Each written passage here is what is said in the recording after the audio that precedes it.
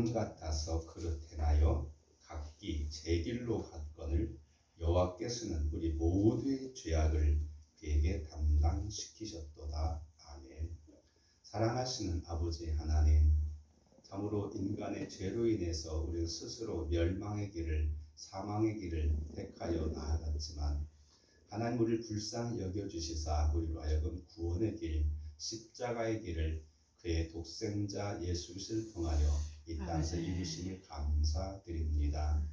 우리가 주님 앞에 아무것도 한 것이 없는데 오히려 주님을 실망시키고 어리석은 짓만 범했는데 하나님을 사랑하시고 은혜를 베풀어 주셔서 귀한 자녀 삼아 주시고 하나님의 상속자로서 살 수 있는 은혜를 베풀어 주심을 감사드립니다. 아버지 하나님, 우리가 저마다 생활이 있고 계획이 있지만 우리 항상 잊지 말아야 될 것은 그와 같은 하나님의 크신 은혜와 사랑임을 항상 깨닫게 하시고 주신 은혜에 어떻게 보답할 것인가에 우리가 관심을 갖게 하시고 행동할 수 있는 믿음 주시옵소서. 아버지 하나님, 오늘도 종료주일을 맞이하여서 주님께 예배드립니다. 이 예배 속에서 함께해 주셔서 주의 임재하심을 경험케 하시고 주의 말씀을 통하여 우리의 모습을 살피면서 우리가 더욱더 분발하며 새로운 각오와 다짐을 할 수 있는 시간 되어지게 하옵소서.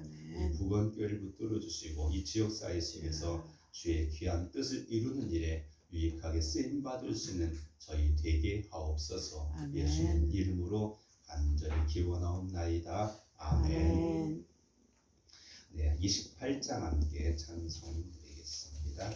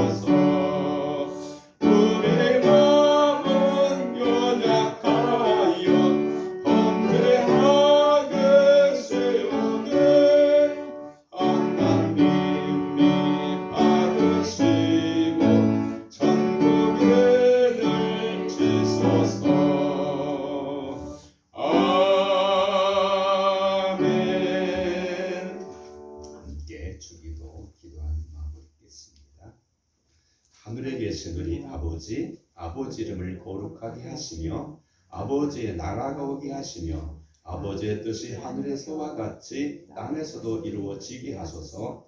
오늘 우리에게 일용할 양식을 주시고 우리가 우리에게 잘못한 사람을 용서하여 준 것 같이 우리 죄를 용서하여 주시고 우리를 시험에 빠지지 않게 하시고 악에서 구하소서. 나라와 권능과 영광이 영원히 아버지의 것입니다. 아멘. 교동문은 129번 종료주일 함께 교동문 교독하시겠습니다.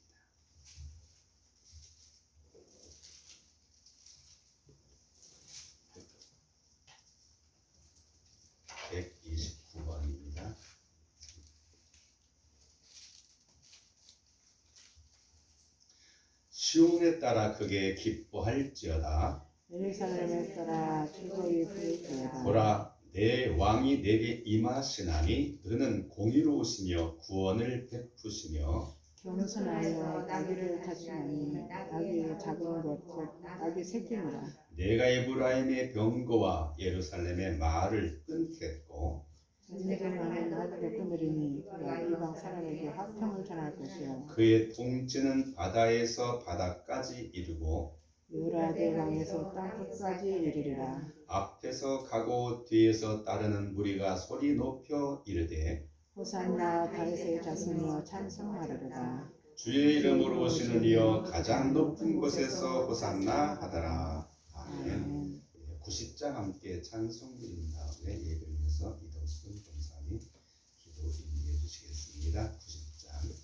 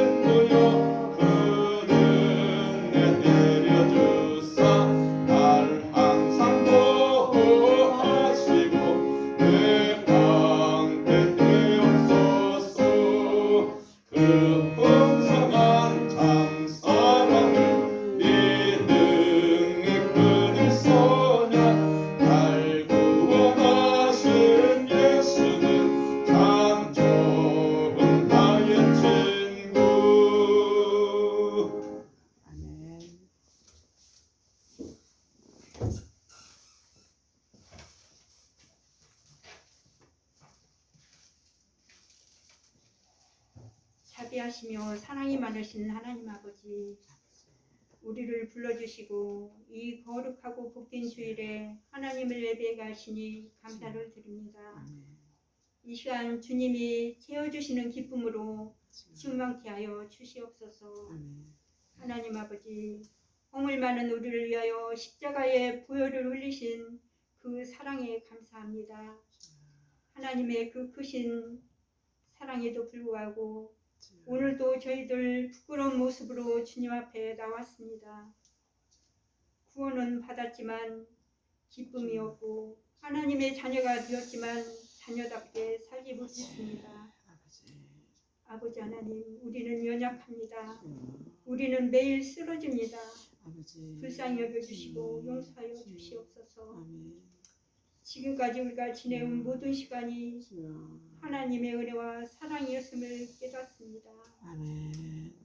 이제 저희들 주님 밖에 살았던 저희들이 이제 주님 안에 거할 수 있도록 인도하여 주시옵소서. 그리하여 하나님께서 기뻐하시는 삶으로 성령께서 이끌어 주시기를 원합니다. 주님만이 우리 삶의 유일한 사랑이 되게 하여 주시옵소서. 지금 이 세상은 코로나와 여러 가지 질병과 전쟁 가운데서 신음하며 고통받고 불안해하고 있습니다. 하지만 문제보다도 크신 하나님을 바라보게 하시고 해결받게 하여 주시옵소서. 아멘. 그리하여 우리 주님께서 주시는 기쁨으로 아버지 이기게 하여 주시기를 간절히 원합니다. 아멘. 아버지 하나님 우리 교회 함께 하여 주시옵소서. 아버지 너무 약합니다. 주님. 우리 교회를 통하여서 이 지역에 하나님의 뜻을 이룰 수 있도록 주님 함께하여 주시기를 원합니다. 아멘. 생명력이 넘치는 교회로 부흥시켜 주시기 원합니다. 아멘. 아버지 하나님 이 시간 여러 가지 사정으로 함께하지 못한 자들을 불쌍히 여겨주시고 몸이 아픈 자 치유하여 주시고 아멘. 시험 든 자 위로하여 주시고 아멘. 회복시켜 주시기 원합니다. 아멘. 아버지 이 시간 능력의 말씀을 들고 단위에 서신 우리 목사님 성령의 충만함을 더하여 주시기를 간절히 원합니다. 아멘. 강건케 하여 주시옵소서.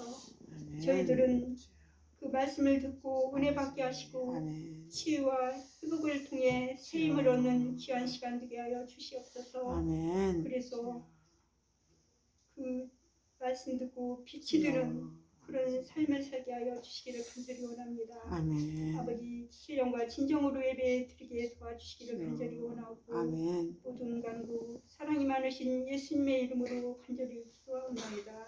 아멘.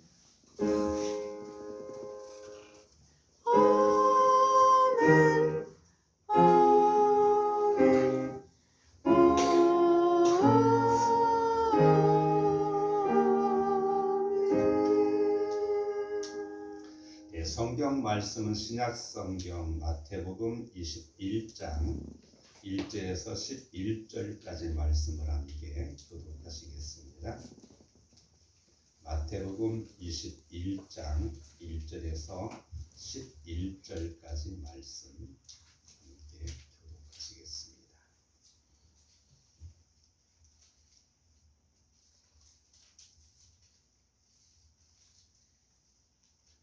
그들이 예루살렘에 가까이 가서 감람산 벳박에 이르렀을 때 예수께서 두 제자를 보내시며 이르시되 너희는 낮은 편을 나오라. 그리하면 곧 매일나귀와 나귀 새끼가 함께 있는 것을 볼 거니 그로 너희의 옷을 고라. 만일 누가 무슨 말을 하거든 주가 쓰시겠다 하라. 그리하면 즉시 보내리라 하시니 이는 선자를 통하여 하신 말씀을 이루려 하시니라. 이르시되 시온 딸에게 이르기를 내 왕이 내게 임하나니 그는 겸손하여 낙이 곧 멍에 매는 짐승의 새끼를 탔도다 하라 하였느니라. 죄들이 와서 예수께서 명령하신 대로 하여 나귀와 나귀 새끼를 끌고 와서 자기들의 겉옷을 그 위에 얹음에 예수께서 그 위에 타시니 물에 들어가시는 그들의 그것을 길에 펴고 다른 이들은 나무 가지를 베어 길에 펴고 앞에서 가고 뒤에서 따르는 무리가 소리 높여 이르되 호산나 다윗의 자손이여 찬송하리로다. 주의 이름으로 오시는 이여 가장 높은 곳에서 호산나 하더라. 예수께서 예루살렘으로 들어가시니 온 성이 소망하여 이르되 이는 누구냐 하거늘 같이 읽습니다. 우리가 이르되 갈릴리 나사렛에서 나온 선지자 예수라 하니라. 아멘. 우리 함께 찬송 함장하고 함께 말씀 나누겠습니다. 157장입니다. 157장 겟세마네 동산에서 치우기 겟세마네 동산에서 하신 157장 전주 1절 한절 간주 3절 하겠습니다.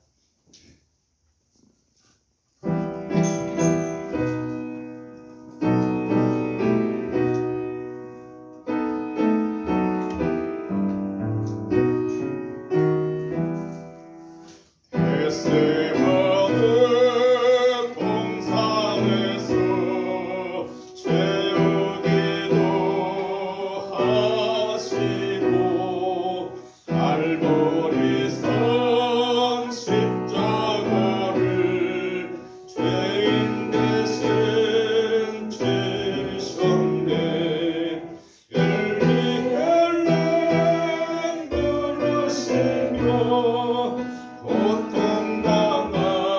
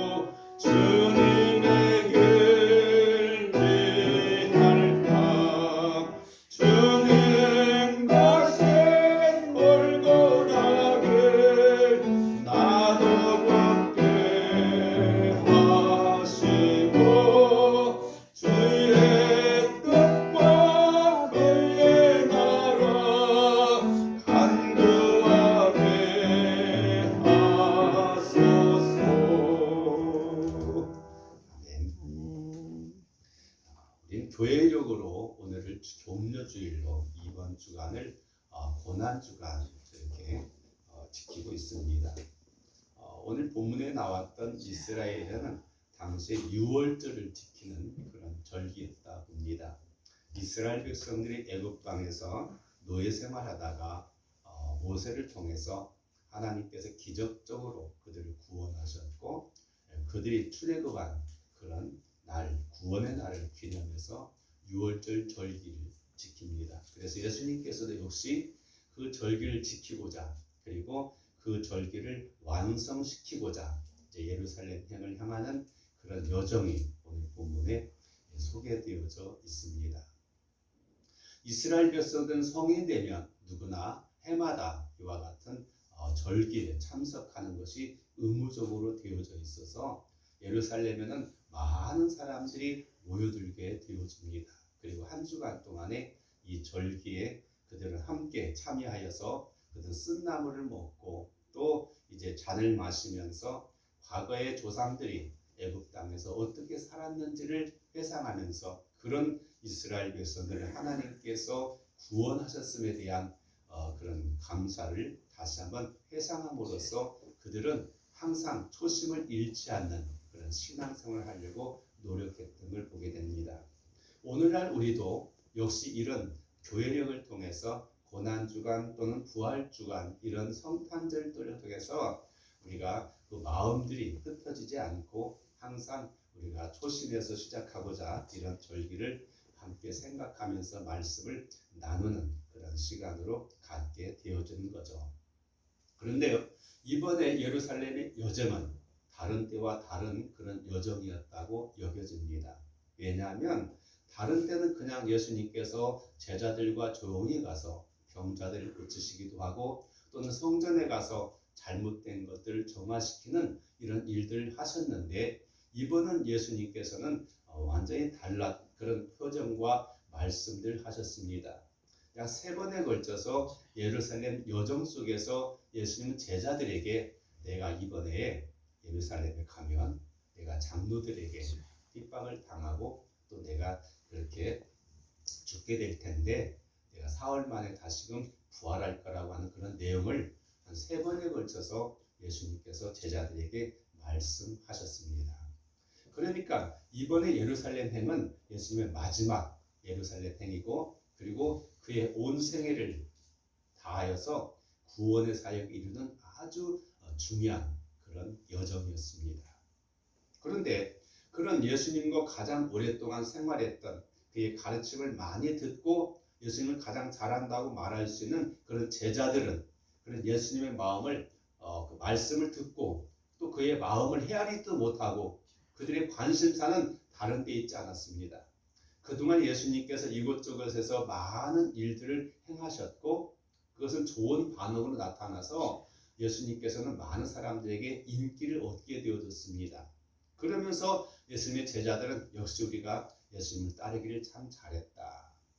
머지않아서 우리도 뭔가 예수님과 더불어서 한 자리를 누릴 수 있지 않을까라는 생각을 가진 게 제자들의 관심사였습니다. 그런데 예수님께서 그들에게 했던 이런 고난에 대한 이야기 또는 죽음의 이야기는 그냥 가볍게 여길 수밖에 없었던 것 같습니다. 왜냐하면 이 마지막 예루살렘 행에서 중요한 몇 가지의 그런 고비들이 있었는데 그때마다 주인공은 예수님의 제자 가운데 한 사람이 아니라 어떤 사람 이름도 나타나지 않고 그야말로 무명인들이 예수님의 그 중요한 고비 때마다 예수님의 뜻을 이루는 일에 일조를 했던 것을 보게 되어집니다.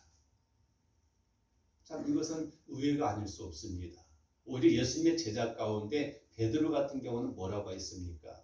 내가 예루살렘에 가서 이와 같이 고난을 받을 거라고 하니까 예수님 절대로 그럴 수 없습니다라고 만류한 게 예수님의 제자였고 그들은 예수님께서 좀 떨어지면은 그들 가운데 서로 누가 예수님의 신임을 받고 예수님의 다음에 그런 위치를 차지할 것인가에 대한 관심사가 그들의 주된 그런 주제였다고 하는 것을 우리가 보게 되어집니다. 그런데요, 오늘 본문의 4가지 사람들을 함께 생각해 보길 원합니다. 첫 번째로는 예수님께서 예루살렘에 입성할 때 다른 때는 그냥 걸어가셨는데 오늘은 이상하게 벳바게라고 하는 곳에 이르러서 제자들을 보내가지고 야 저거 가면은 나귀가 있을 텐데 새끼 나귀가 있고 애미 나귀가 있을 거다. 그런데 너는 그걸 끌어서 와라.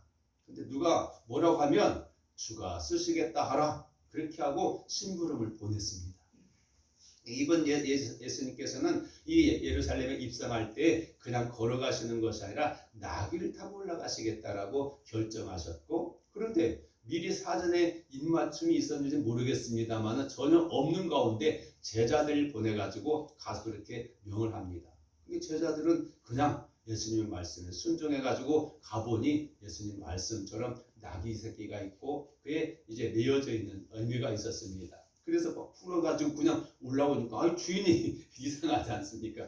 아니 도둑질도 아니고 강도도 아니고 멀쩡한 주인이 있는데 주인한테 아무 말도 없이 자기 나귀를 갖다 끌어가지고 데려가면은 아이고 그냥 성질 급한 사람은 당장 욕설이 나오든지 주먹이 날라오든지 뭐가 할 텐데 예수님의 예상대로 당신들이 누군데 왜 우리 나귀 왜 부른 것입니까라고 물어볼 때 예수님의 제자는 하신 것처럼 주께서 쓰시겠다 합니다. 뭐 이 한마디로 해가지고 그냥 아무런 조건도 없이 그렇게 풀어서 주었다라고 말씀하고 있는 거죠. 사실 어찌 보면 좀 황당하기도 하고 좀 이상하지 않습니까? 아니 서로 사전에 알고 있던 사람이라면 그래 뭐 쓰고 갖다 죽었지 예상할 수도 있겠지만 예수님이나 예수님의 제자들은 어디 갈릴리 출신들이랍니다. 그래서 예루살렘과는 멀리 떨어져 있는 지방 사람들이에요. 근데 이 명절에 예루살렘에는 유월절 지키려고 수많은 사람들이 왔다 갔다 해가지고 나그네들이 많은데 어떤 사람이 도둑인지 어떤 사람이 누군지 어떻게 알 수 있어요? 하다못해 뭐 각서를 쓴다든가 아니면 뭔가 좀 계약금을 뭐 제약서를 쓴다든가 그런 것도 없이 그냥 그렇게 말씀하는데 오늘 본문에 그대로 보는 것처럼 그냥 끌고 와서 예수님을 타고 들어갈 수 있도록 하셨다는 사실이죠. 참 그래요. 오늘 같은 현대인의 입장에서 보면은 어찌 보면 말도 안 되는 그런 이야기가 아닐 수 없습니다. 그러나 그럼에도 불구하고 오늘 이 나귀의 인자 누구인가 남자인지 여자인지 나이가 많은 사람인지 젊은 사람인지 전혀 언급도 되어지지 않지만 그러나 그런 예수님의 귀한 그런 목적과 동기에 기꺼이 자기가 그렇게 수용하고 허락한 것을 보게 됩니다.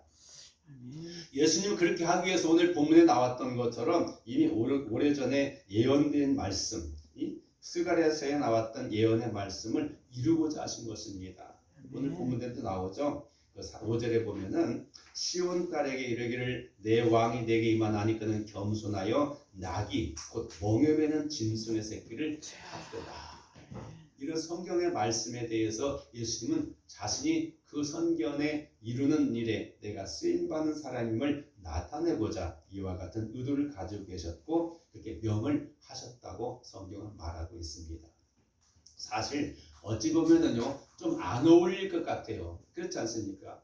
뭐 나귀 새끼를 갖다가 타고 가면은 뭐 그냥 덜렁덜렁 나귀 새끼가 그냥 뭐 큰 말이나 되면은 전마 같은 데는 훈련된 말이기 때문에 의젓하게 폼나게 가게 해가지고 탄 사람도 그냥 어깨 으쓱해가지고 거기에 맞춰가지고 들썩들썩 가는데 대부분이 이제 어떤 전쟁터에 나가면 장군들이나 이런 높은 사람들이 승리하고 돌아올 때 그렇게 개선 행진할 때 그렇게 합니다. 근데 예수님은 나귀 새끼는 그냥 그 발이 그냥 딸랑딸랑하면서 그냥 왔다 갔다 하면서 갈 다니는데 그걸 타고 가셔요. 이게 참 품위도 안 나고 좀 권위도 없게 보여지는 그런데 그 이유가 있다고 성경은 말씀하고 있죠. 왜 그렇습니까? 바로 겸손하기 때문에. 그래서 군림하는 자로서가 아니라 섬기는 자로서 내가 왔다고 하신 말씀과 같이 그들과 함께 공통된 생각과 그런 같은 공간 속에서 같이 공유하기 위한 그런 삶을 살고자 했다는 걸 보게 됩니다.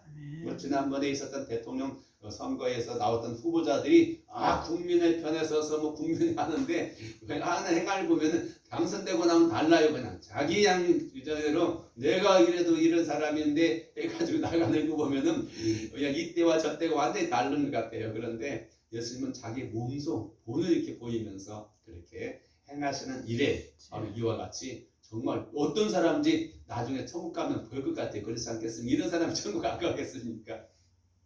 예수님을 믿기 때문에 그와 같이 뭐 자기 사실은 뭐 나귀 새끼가 쉬운 거 아닙니다. 모두 우리 식으로 말하면 뭐 그래요. 그냥 차를 갖다가 빌려달라고 하는데 낯선 사람이 빌려달 때 그래 써라고 가지고 키를 주면서 그래 하라고 이렇게 하는 거 누가 하겠어요?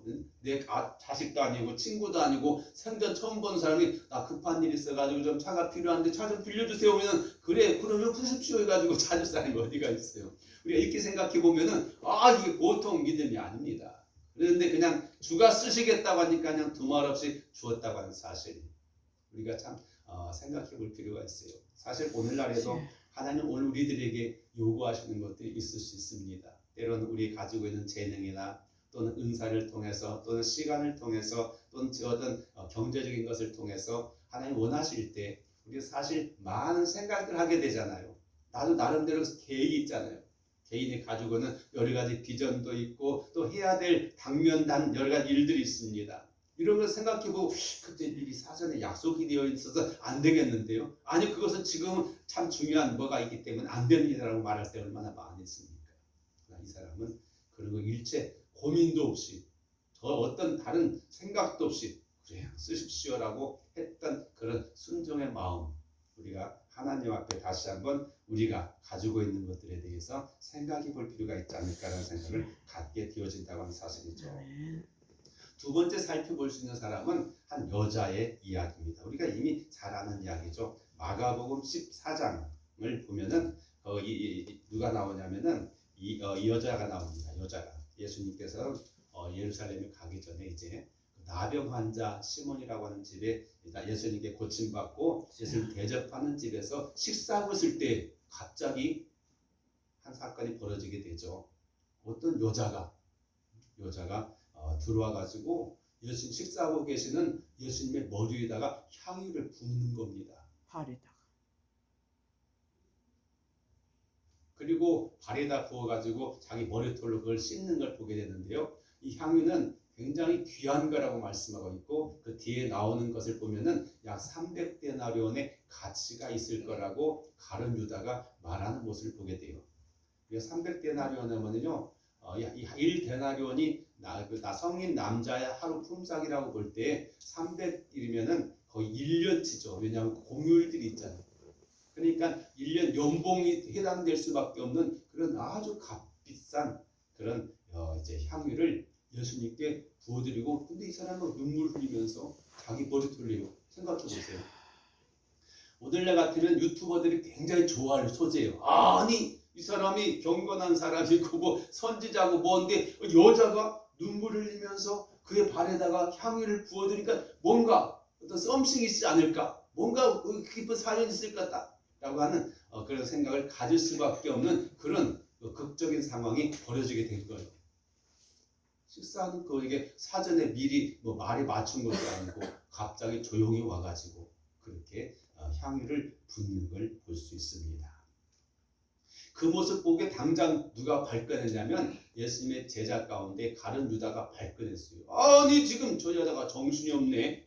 그러면서 뭐라고 했냐면 이 값비싼 향유를 왜 예수님의 발에 부어가지고 허비하느냐라고 말해요.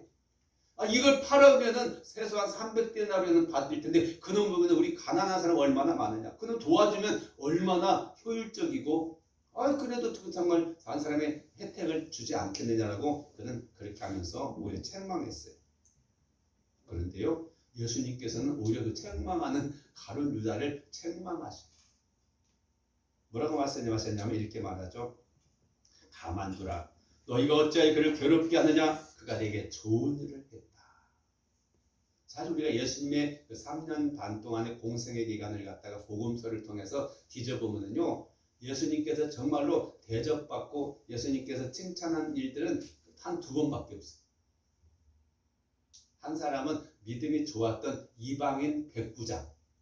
자기 하인이 병들어가지고 예수님을 초청하고 예수님이 갈 때에 그냥 오지 않으셔도 말씀만 하셔도 낫을 수 있겠습니다 하는 그 믿음 보시고 와 대단하다 하신 칭찬의 말씀이 있었고요. 그 다음에 나온 사건이 바로 오늘 이 여인의 이야기예요. 그러면서 예수님 뭐라고 말씀하시냐면은 가난한 자는 항상 너희와 함께 있지 않느냐. 이 경제 문제, 경제 불균형의 문제는 어느 시대를 막론하고 어느 때나 있는 게, 그리고 항상 넉넉한 사람이 있는가 하면 모자란 사람이 있는 게 세상생이고, 너희들이 언제나 그들을 도와줄 수 있는 그런 마련이 되어져 있다. 그러나 나는 너희와 항상 함께 있지 못할 거다. 지금 이 순간이 지나면 더 이상 너희와는 항상 함께하지 못하고 너희를 떠날 텐데 이 사람은 나에게 좋은 일을 했다라고 말씀하고 있는 거죠.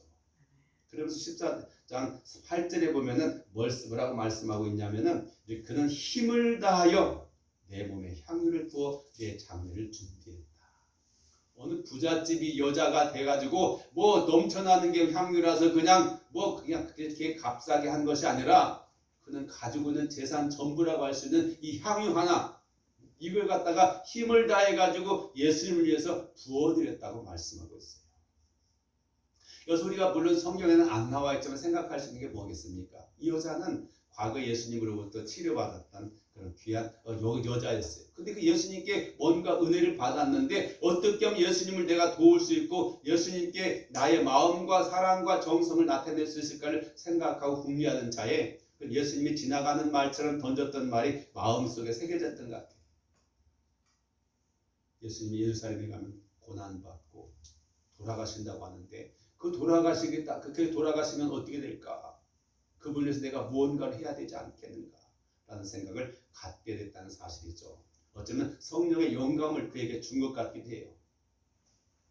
왜냐하면 앞서서 이 나귀를 갖고 올 때 예수님께서 제자들을 시켜가지고 예수님 부탁해가지고 가족에 만드는데 반면 예수님께서 오늘 이 상황 속에는 전혀 거기에 따라서 미리 준비한 것도 아니라 오직 자발적으로 헌신하는 이 여자의 마음과 결정이었어요.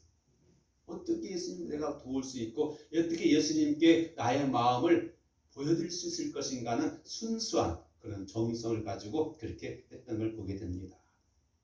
그래가지고요 예수님께서는 그렇게 그걸 받아고 난 다음에 뭐라고 말씀하셨냐면은 이렇게 말합니다. 모든 사람들에게 내 복음이 증거되는 모든 곳에서 이 여자가 행한 일을 함께 나누도록 하셨던 것을 보게 되어진다고 하는 사실이죠. 굉장히 중요한 의미가 담겨 있습니다. 그냥 이 여자는 자기 정성을 다해서 자기 전 재산이라 할 수 있는 향유를 갖다가 깨가지고 부어드렸습니다. 어떤 사람은 그것에 대해서 책망하면서 허비했다고 말하지만 예수님은 자기의 장례를 준비했던 여자의 예지에 대해서 헌신에 대해서 칭찬하고 인정해가지고 이 여자는 자기 행함보다도 수천 배, 수만 배 이상의 보상을 받았다고 여겨지는 거죠. 그렇잖아요. 여러분 우리가 이 땅에 살아가면서 수많은 일들을 하게 됩니다. 근데 정말로 하나님 앞에서 인정받는 일이 얼마나 되겠습니까? 거의 대부분 일은 내 자신을 위해서 또 내 욕심과 내가 원하는 것, 좋아하는 것을 하기 위해서 수고하고 애쓰고 있지 정말로 하나님께서 전심으로 내가 헌신을 다해가지고 그분 앞에 다 아무런 기대도 가지 않고 행하는 일이 얼마나 많이 있겠습니까? 근데 그렇게 하는 걸 보게 되어집니다. 그래서 14장 9절에 보면 이렇게 말해요. 내가 진실로 너에게 이르노니 온 천하에 어디서든지 복음이 전파되는 이 여자가 행한 일도 말하여 그를 기억하리라. 그렇게 기억된 사람이라면 얼마나 좋겠어. 그렇잖아요.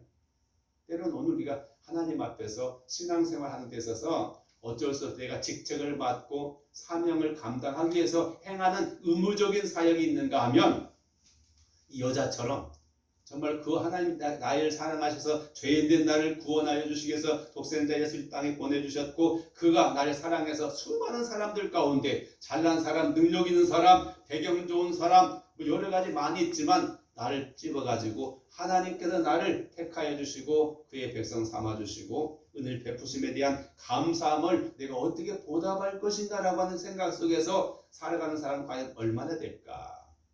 처음에는 물론 그런 마음가짐으로 주님 감사합니다 찬송 부르면서도 감격스럽기도 하고 주의 말씀 들으면 아멘 하기도 하지만 이게 새거지시다 보면요 그냥 몸에 익숙해져 가지고 그냥 습관화될 때가 많아요.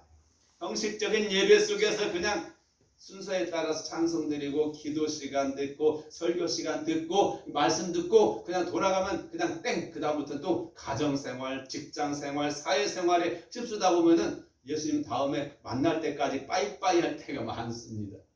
이게 오늘 우리 현실적인 삶의 모습인데 여자는 정말로 전력을 다해서 예수님 앞에 그렇게 희생을 하고 헌신함으로 통해서 이렇게 했던 걸 보게 되어지는 거죠. 우리가 살다 보면요 그런 게 있어요. 기회라는 게 있습니다. 그래요. 어제도 이제 우리 그 큰 처남의 그 장례식 일주일 갔다 왔는데 우리는 항상 내일이 있을 거라고 생각하고 언젠가 기회가 있을 거라고 생각하면서 미루고 안 했던 일이 참 많이 있습니다. 그렇잖아요. 사람과의 관계 속에서도 정말로 그래서 떠나보내고 난 다음에 더 이상 기회가 없다고 생각할 때 아이고 내가 조금 더 일찍 알았더라면 아니 그때 내가 말을 했더라면 아니 행동했더라면 이렇게 처신했더라면 그런 아쉬움들 얼마나 많이 있습니까? 용서한다는 말도 해야 되고 사랑한다는 말도 해야 되고 그래 뭐 다 괜찮아 뭐 그럴 수 있지라고 좀 여유 있게 넓은 마음을 가지고 포용할 수 있는 말도 하고 행동도 할 수 있는데 그거 그냥 미뤄놨다가 언제가 기회가 되면 이라고 하는 그 기회가 다 떠나고 난 다음에 더 이상 할 수 없을 때 그때 아이고 정말 내가 조금 더 그냥 해볼 걸라는 생각할 때가 얼마나 많이 있습니까? 근데 이 여자는 그 기회를 놓치지 않기 위해서 예수님 식사하는 그 자리에 와가지고 그 자리에 그에 부어드리고 자기 머리털로 그의 발을 씻겨주시면서 온 집안에 향기가 가득하게 되고 예수님 그것을 뭘로 받아들였다고요? 자기 장례식에 예수님 이스라엘 백성들은 시체를 갖다 향유를 이렇게 해가지고 그 시체가 풍기는 냄새를 갖다가 가리기 위해서 하는데 그것을 행하였다고 말씀하고 계시는 거죠. 때때로 그렇습니다. 오늘 우리가 하나님에게는 물론이거니와 우리 주변에 있는 사람들에게도 우리가 정말로 그래요. 기회가 있을 때 해내야 되지 항상 미뤄놨다가 나중에 그냥 후회만 하고 그냥 그래가지고 가슴 쳐봐야 아무 소용이 없지 않을까라는 생각을 갖게 되었죠. 이 여자는 정말로 최선을 다해서 내가 할 수 있는 일이 뭔가 우리가 할 수 없는 걸 찾으면 많아요. 돈도 없고 시간도 없고 뭣도 없고 아무것도 없어. 항상 쫓기듯 살잖아요. 언제 여유가 있어가지고 풍성해가지고 그래 너무 좋다 이렇게 사는 적이 어디가 있습니까? 뭔가 항상 쫓기듯이 새로운 문제 앞에서 어떤 걱정 앞에서 염려하고 이렇게 살아가는 우리 삶인데 그때 봤던 우리가 정말로 행할 수 있는 그런 자세가 필요하다고 보여진다고 하는 거죠. 하나님은 우리가 이렇게 자발적인 헌신을 원하고 있습니다. 그래서 하나님께는 물론이거니와 사람 앞에서도 나를 알아준 사람은 물론이지만 나에게 싫어하는 사람에 대해서도 또 우리 이웃에 대해서도 정말 그 영혼을 불쌍히 여길 수 있는 그런 마음이 우리 안에 일어났으면 참 좋겠습니다. 그것이 우리 표현돼서 사랑으로 행해줄 수 있으면 참 좋겠습니다. 세 번째로는요, 어떤 사람이 나오면 다락방을 제공한 사람. 우리가 그 유명한 그 최후의 만찬이라고 하는 그런 그림을 보게 되면 예수님께서 12명의 제자와 딱 둘러앉아가지고 함께 식탁을 나누는 그런 만찬의 그림이 소개되어 있습니다. 근데 중요한 것은요, 자기 집에 그렇게 큰 다락방을 내어주고 그리고 식탁 자리가 다 마련해준 사람의 이름도 소개되어 있지도 않아요. 예수님께서는 이때는 제자들에게 이제 심부름을 하게 되어집니다. 누가복음 22장에 나오는 그런 기사가 되는데요. 보면은 그렇습니다. 예수님께서는 제자들에게 야, 너 가가지고 저 예루살렘에 가게 되면 어떤 사람이 뭐 물동이고 가게 될 거야. 그럼 그 사람을 갖다가 가가지고 이걸 준비하라고 말씀하고 있습니다. 누가복음 22장 15절에 보면 이렇게 말합니다. 이르시되 내가 고난을 받기 전에 너희와 함께 유월절 먹기를 원하고 원하였노라. 이것은 아주 중요한 그런 마지막 만찬의 자리가 중요했어요. 왜냐하면 유월절 만찬은 특별히 그 이스라엘 백성들이 그 애굽에서 고난당할 때 누룩을 넣지 않는 그런 떡을 만들어가지고 구워가지고 먹었어요. 이게 한마디로 맛없는 떡이에요.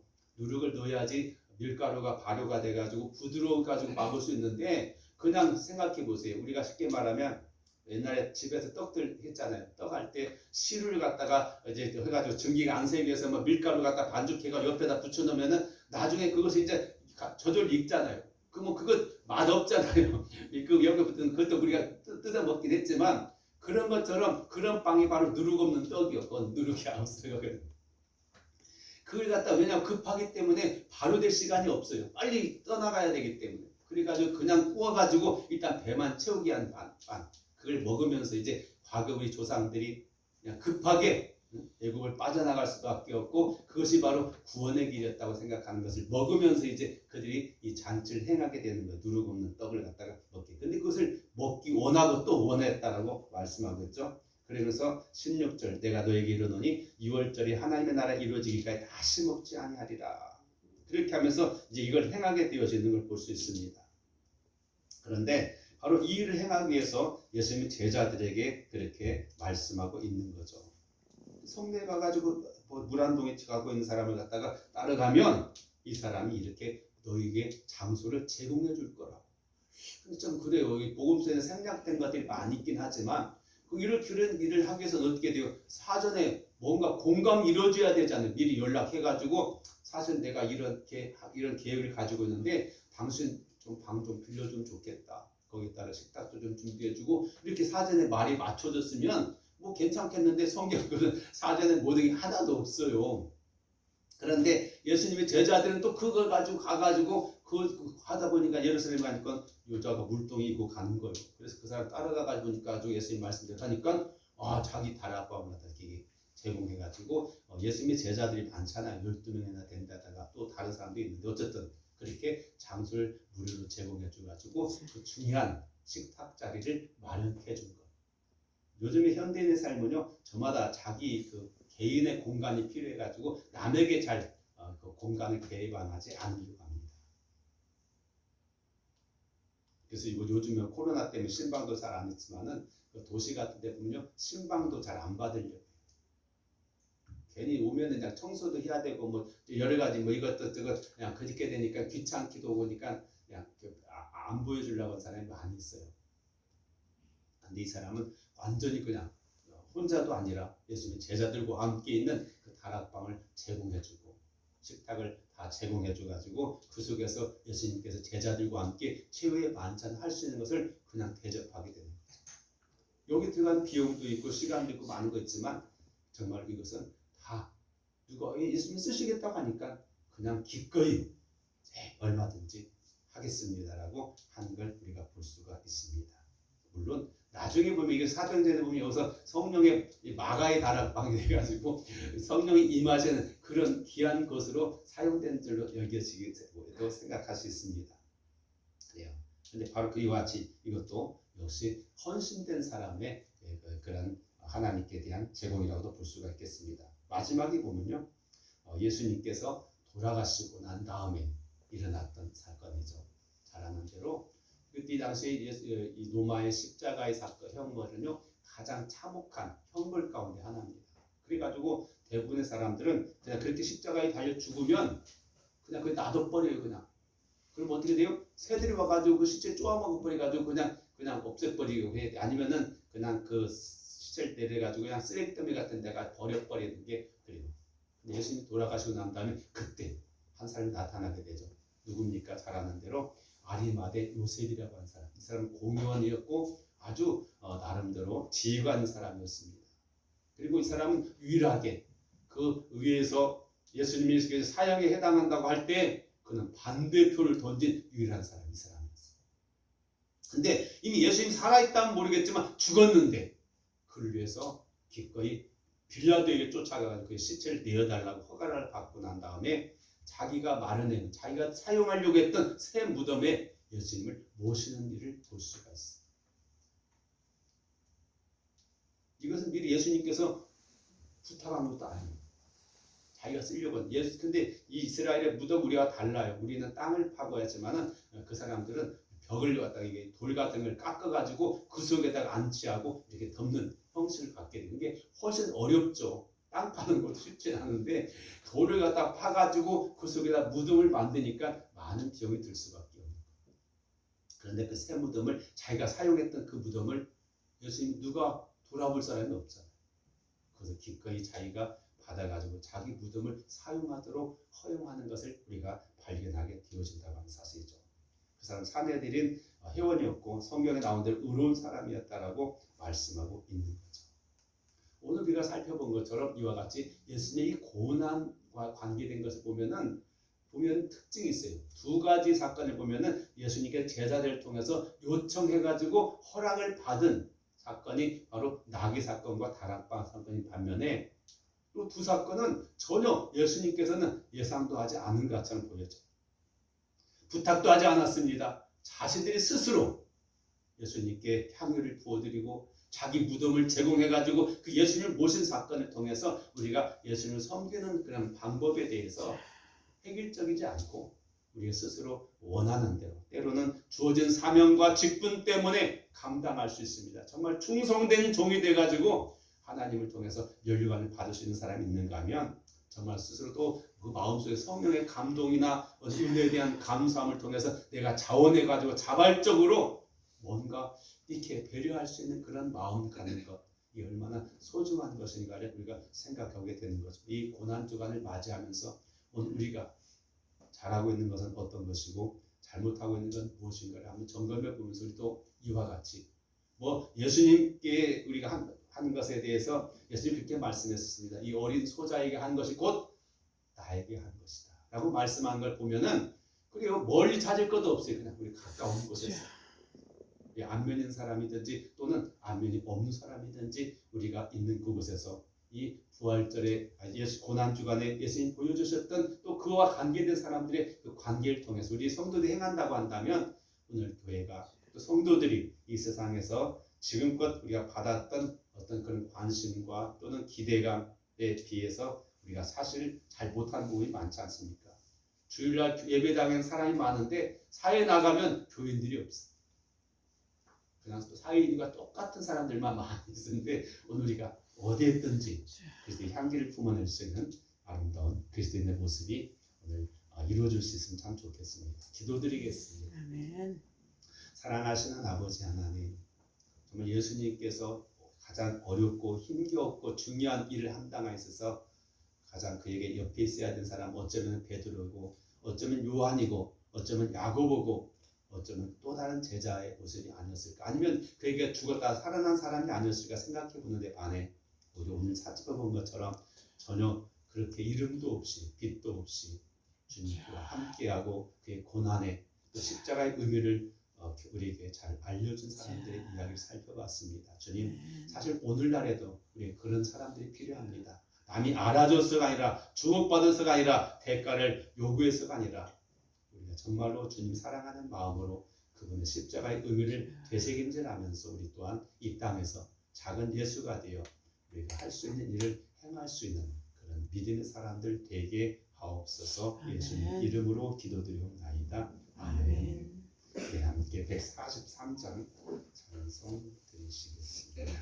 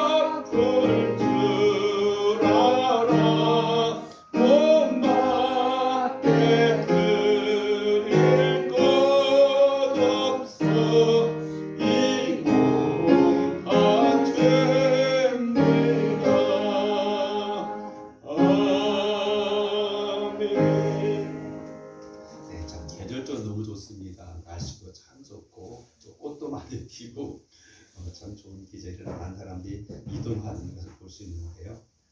이런 좋은 계절 우리가 건강할 수 있길 원합니다.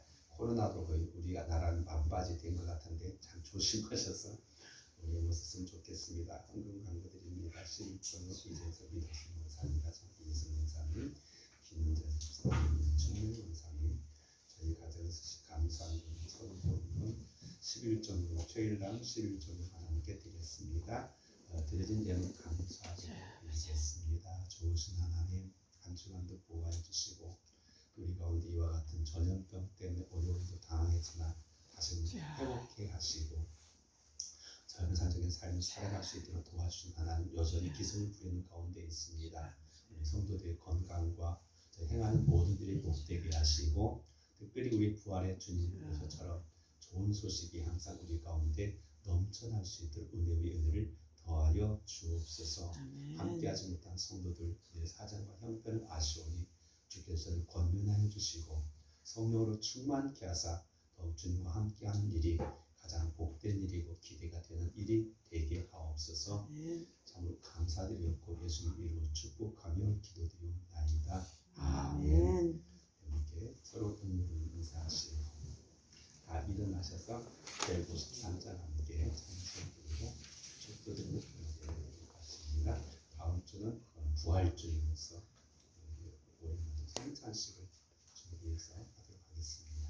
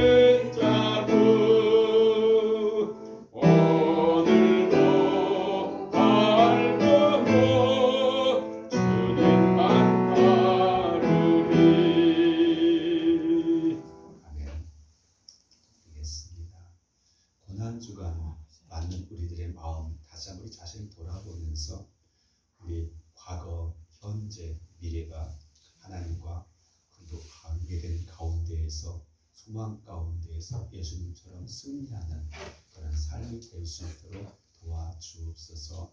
참으로 누가 시켜서가 아니고 우리 안에 새로운 그런 감동의 물결이 일어나게 하여 주시고 주님 자원하는 마음을 주사 하나님을 사랑하며 이웃을 사랑하라고 말씀하셨던 그 말씀을 실천할 수 있는 삶이 되게 하시고 특별히 모두가 어려워하는 때 그래서 자신을 더욱더 깊숙이 감추어가는 살아가는 이때 우리가 더욱더 성도로서 그리스도찬으로서의 합당한 삶을 살아갈 수 있게 하옵소서. 이제는 우리 구주 예수 그리스도의 은혜와 아버지 하나님의 극진하신 사랑하심과 성령의 내주 감동의 역사하신 은혜가 오늘도 예배드리는 모든 성도 가정 교회 나라 민족에 지금도 영원히 함께 하시길 간절히 축원하옵나이다. 아멘.